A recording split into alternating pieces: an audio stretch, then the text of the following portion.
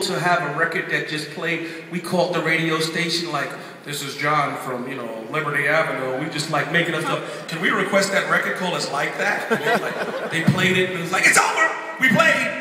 Even though it was 3 in the morning and on a Tuesday, nobody heard it but us, but we were on the radio, Mom. So it was like big for us. And I'm like, Russell, the record's gonna explode. He's like, dude, slow down. You got one little play, only in New York. It didn't even touch the BDS charts. I'm like, please, Russ, it's gonna be big. And they kept pushing it and they put us on the road and we wasn't getting really paid, but the radio stations they'd find enough to get us a flight in the back, almost in the bathroom and at a Motel 6. And we were like, we win again! A flight in a motel room that we shared together with water bugs on the floor, but we was happy. Just shoo the water bugs away. We're on the road.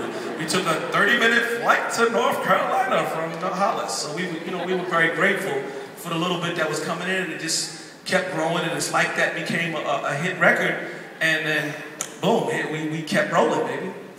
Well, then Walk This Way eventually came along, which was huge. Tell us that story. That's a story, okay. So how do we say this? Back in the day, rappers, we didn't have anything to rap over, so we had to take old jazz beats or old rock and roll beats, and the DJ's job was to keep the beat playing without too much of the music, or definitely not the singing to come in, because then we wouldn't have, it'd be too loud. So that was the DJ's job, just keep the beat going, keep the beat going. And there was this record that was, we didn't know the name of the record or the group because the DJs would cross it out. It was called Toys in the Attic. That's all we knew, it was Toys in the Attic. This is all we knew, like. And we took this record and we was in the studio cutting the beginning part, just the beginning, and Russell comes in with his new partner, white dude, and he was like, dude, that's Toys in the Attic's the name of the album, the name of the group is Aerosmith, and the name of the record's Walk This Way. He's like, hold on, buddy, this record's called Toys in the Attic. No, let me give you the history. Like, I was like, okay, we had enough of this. We'll be rapping over the front. He said, no, you have to let the music all come in, and you have to sing the vocals. I was like, we don't know what these white dudes are saying, and they're going too fast, and that's a bunch of hillbilly gibberish. So what are you talking about?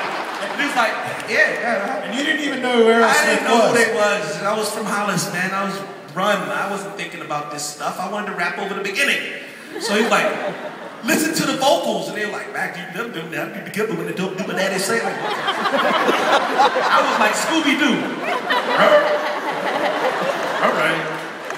And D's like, we're not doing that. He's like, listen, Rick knows what he's talking about. Take the record home and learn the vocals. So we had this 45. We took it to D's basement. We put it on 33 so we could hear what they was saying. Like, backseat lover, hide beneath the cover. Backseat lover, one hide beneath the cover when I talk to my daddy say. What type of language is this, D? So we studied it the best we could. Finished up, lit up a joint, like, I don't know what's nowadays. But this. So we went back to the studio, kind of prepared to get that over with so we can get to the real rap in our mind. We were like, let's go, D, backseat lover, hide beneath the cover. And they were like, nah, you gotta do it like y'all rapping. He's like, okay, we gotta get this over with, D, so let's get into it. Backseat, so we did our best thing, and then we was like, y'all good? We're out. We going home to do what we usually do, drink our beer and just be crazy teens. And they left Jay behind because Jay was the technical guy in the group. So Jay's like, all right, I'm so happy to see y'all guys later. So Jay calls me like 1 in the morning after they've been working on the record all night and goes, Chuck, what? He's like, this record y'all made is the best record on the album. I was like, oh my God, they got Jay. So, take the phone, D. He's like, what's up? D, it's the best record on the album. He's like, you're right, Joe, they got Jay. Like, Jay, we'll call you in the morning. I think you've lost your mind. Come hit some of this, man. You're losing your mind. You need to get it together. And he's like, they even told Aerosmith to come down tomorrow. We've got to meet them? Yeah, they're straight out of rehab. I'm like, oh, Jesus. They're trying to get sober. We're trying to get high. What's going on? So we meet up with these guys there, and they're like, they're looking at us like we're looking at them. They're like Scooby-Doo. Like, and we're like, so their managers called our managers, and we both look at each other like, you know how you dogs sniff each other? I'm looking at Steven Tyler like, okay, and had some cameras, we did our thing. And The next thing you know, Walk This Way was the biggest record that we've ever made. And I learned something. The Bible says, lean not towards your own understanding. And it was my first lesson in understanding, be open. Like, as if you jump out of an airplane with a parachute and you don't pull the string, you know what'll happen, right? If you don't open it, you'll crash. So at that point, I realized that we in life, we have our own ideas, but there's partners and people around you that God strategically placed in your life that you have to be open if you want to make it. That's the lesson. Be open. So, how did you go from Run to Rev Run? Here comes the Ricky part. This is tricky to rock around here. Okay. Around 91, 92, 90-ish, I was going through a divorce from my first wife. Record sales was trickling. There was new rappers coming in, and I was like, I don't like this feeling. It was just like heavy on me. I was like, oh my God. I had a bright idea. Maybe God can help. So I was like, I went to the bookstore. Got the biggest Bible I could find. Huge, big family Bible with a picture of Jesus. Glow in the dark type thing. I'm like, I want to know all the rules and regulations of this God thing, and I'm sure this Bible will get it done. There was normal Bibles there, but I wanted the biggest one, so I'm sitting on the front row. Nice, good-looking pastor, Mr. Perfect. I got it together. Look at me, my wife and kids, and you're going, that's how I felt, like a loser. I'm like, I want to be like him. So I'm sitting there, and I want to know the rules and regulations. I'm knocking on heaven's door. I'm like, well, how do I be down? That's my new thing again with God, and I just wanted to learn. So I'm just sitting there every day. I'm the first in line at the church with my Bible. I want to pull my life back together. And in the black church, it's a little different. You don't just go to church. You get a job immediately. Immediately. Like, okay, Joseph Simmons, you'll be ushering people to their seats. I'm like, great, got a job. I suit on. Nobody will know who I am. Old lady comes in with her son. He comes in, young black couple, her and her son, and he's like, Ma. I'm like, what? She's already mad at him.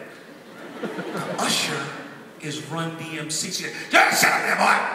Ain't no daggone rap in church. And it's all you think about that rap music. I'm trying to get you in church. You look at that pastor. And he's like 12 years, like, I know my stuff. That's Run. So she's like, you better keep your head straight. He keeps like, looking at the pastor, looking back at me. I'm like, I am him.